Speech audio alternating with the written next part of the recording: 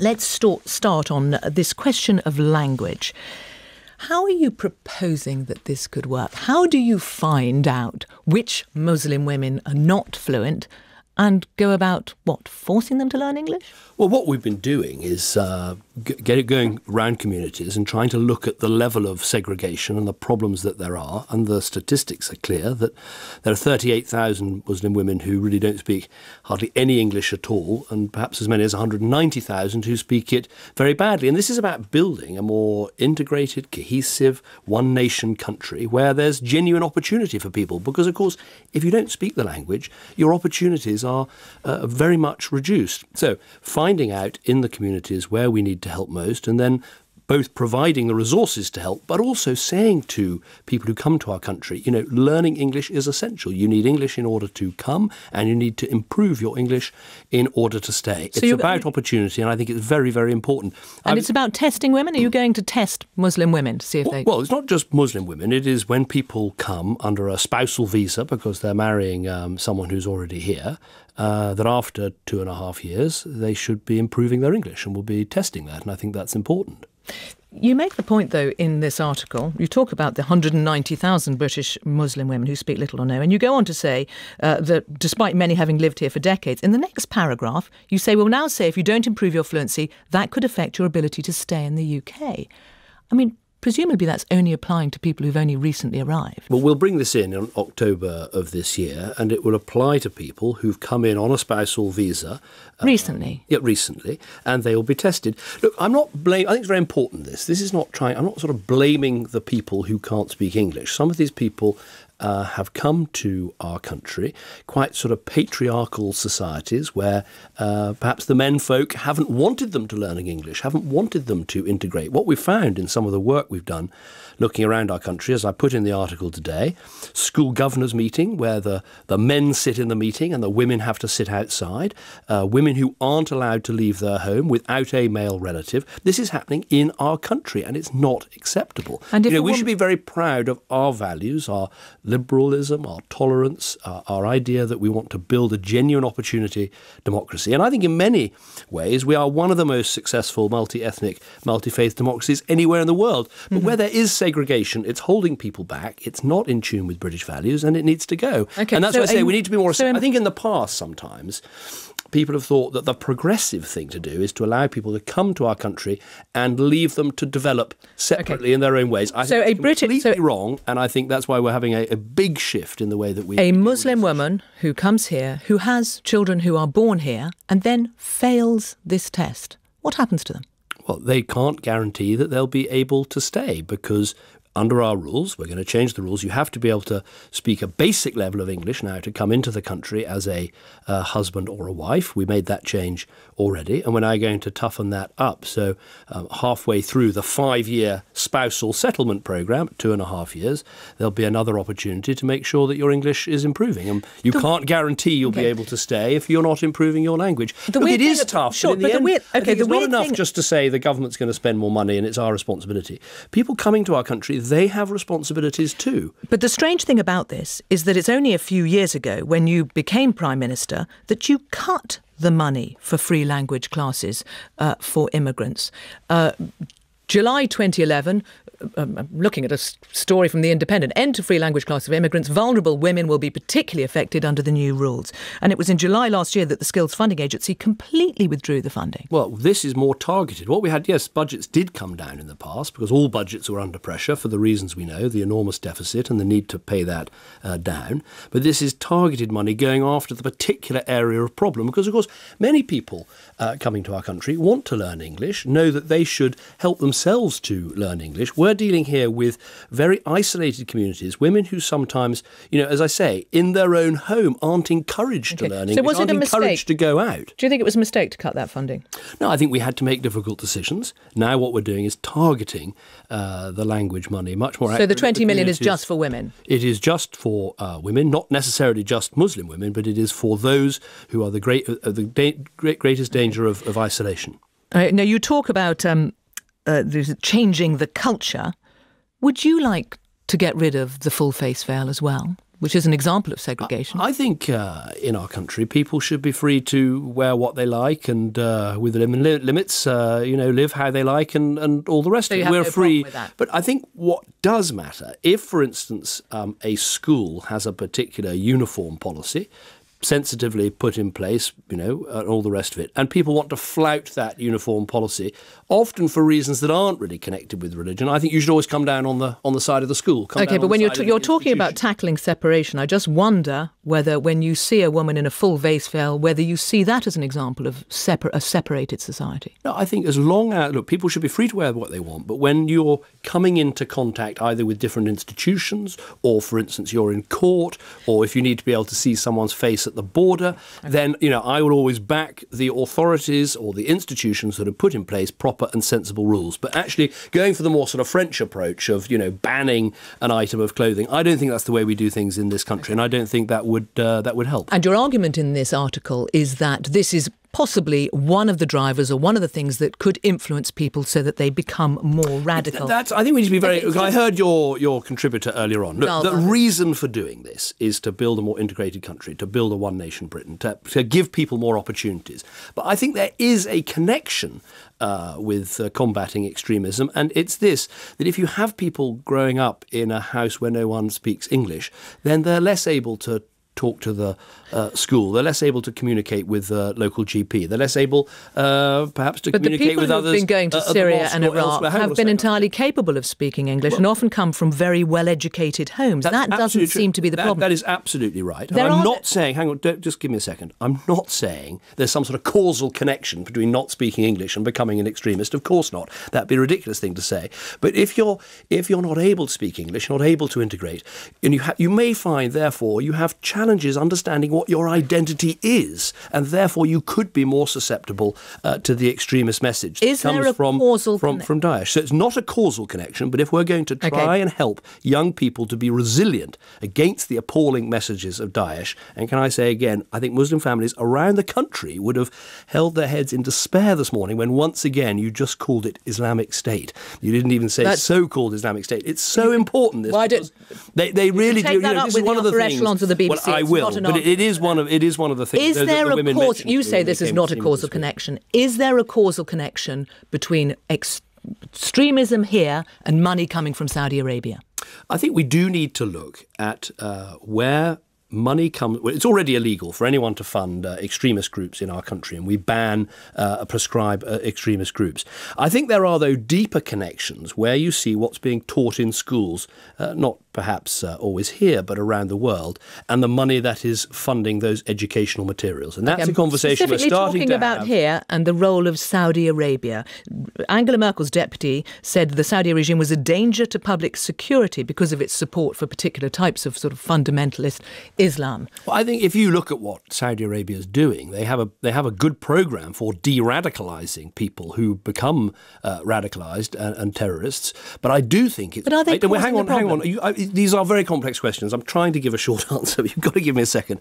But if at the same time money from states is funding educational programs that can incubate a sense that one religion is right and another one is wrong, and that anti-Semitic materials or what have you, we need to look very carefully at that, and that's exactly what we're doing. And I think I think Saudi Arabia and other countries know that is an area they need to look at. Because our particular relationship with Saudi, I mean, there are a lot of pressure to have a look at it, because for example, we're in bed with them in their targeting of Yemen. The Saudi foreign minister says British military advisors are in the control rooms helping them stage bombing raids in Yemen because they're using British-made planes and British munitions. And these are raids that have killed thousands of civilians.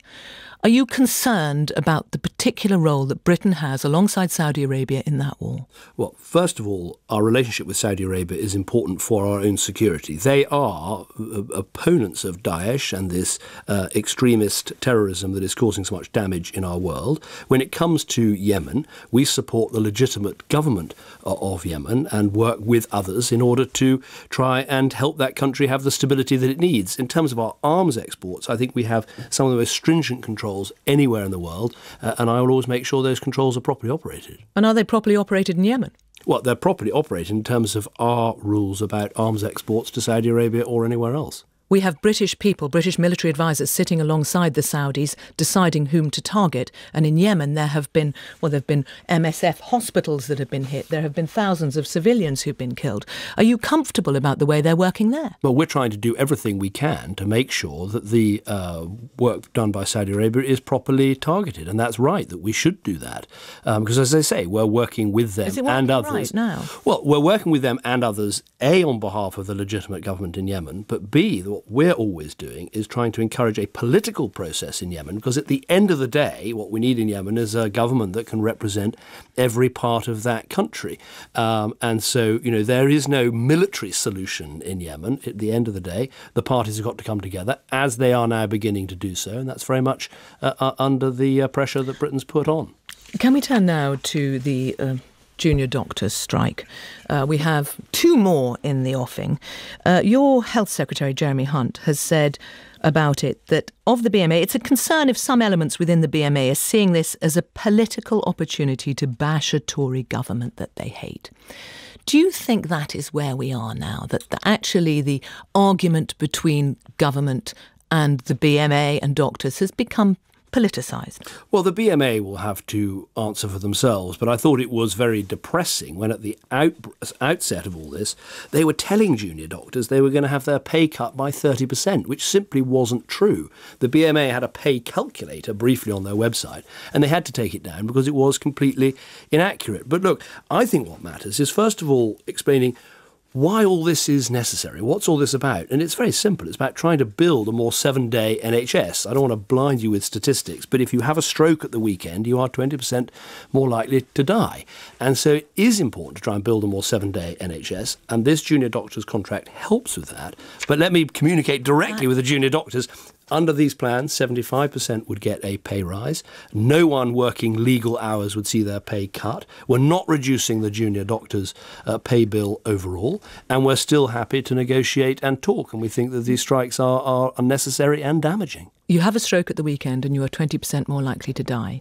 You've just said that. It's something that's been said by the Health Secretary before, and it is something that has been picked up again and again, not least by the British Medical Journal, the editor of it, who accused the Health Secretary of misrepresenting the study's findings that was published about that. 2,000 doctors have complained to the Cabinet Office because of the use of that statistic, saying it is basically wrong. And Sir Bruce Keogh, who said it's not possible to say how many die as a result of the weekend. Well, every single doctors' organisation, including the BMA, has said there is a problem with the NHS at the weekend.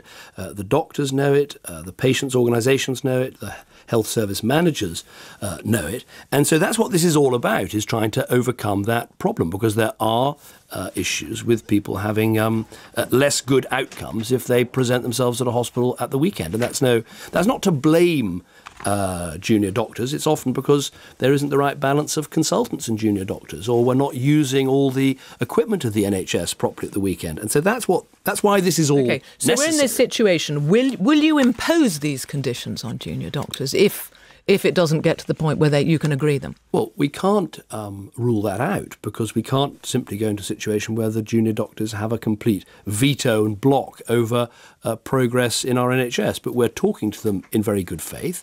I think we've settled 15 of the 16 issues that they raised.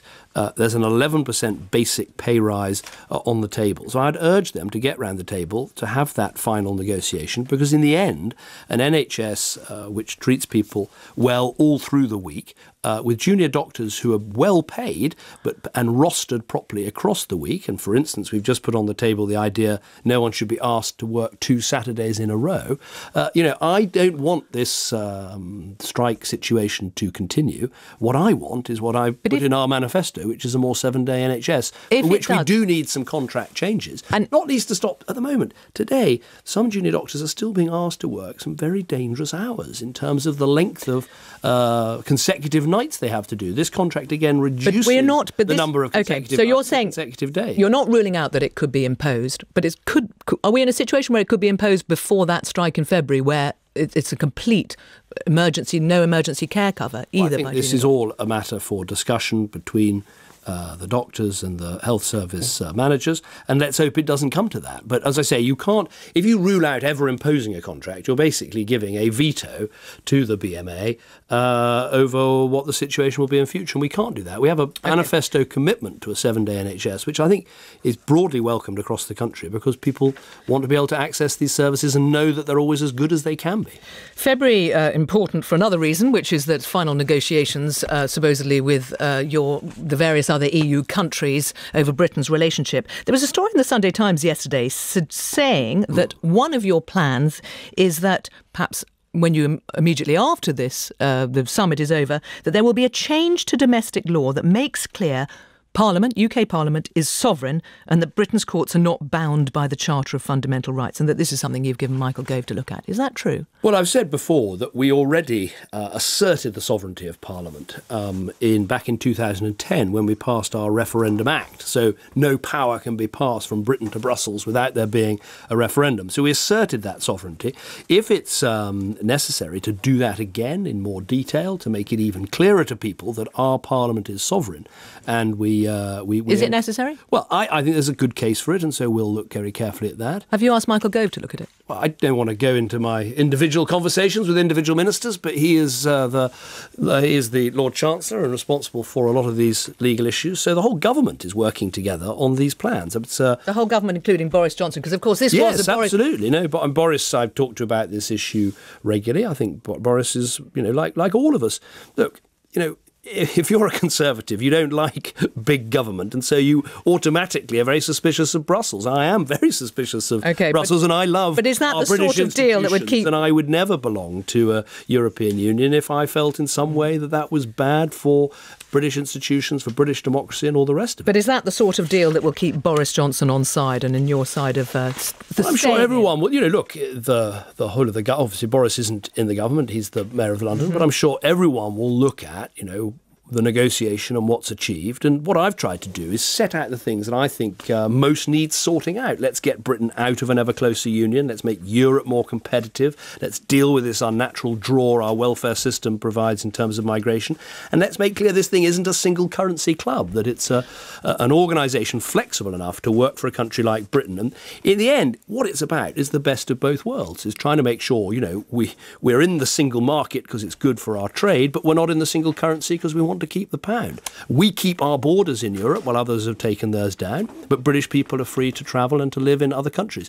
That best of both worlds is what we want to achieve. A quick final word on Lord Bramall.